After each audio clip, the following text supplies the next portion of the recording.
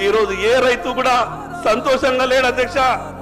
మీరు రైతు బంధించిన రుణమాఫీ చేసిన కేవలం ఎన్నికలప్పుడు రాజకీయ మాటలు మనం మాట్లాడుతున్నాం, కానీ రైతు ఈ రోజు కూడా సంతోషంగా లేడు అధ్యక్ష.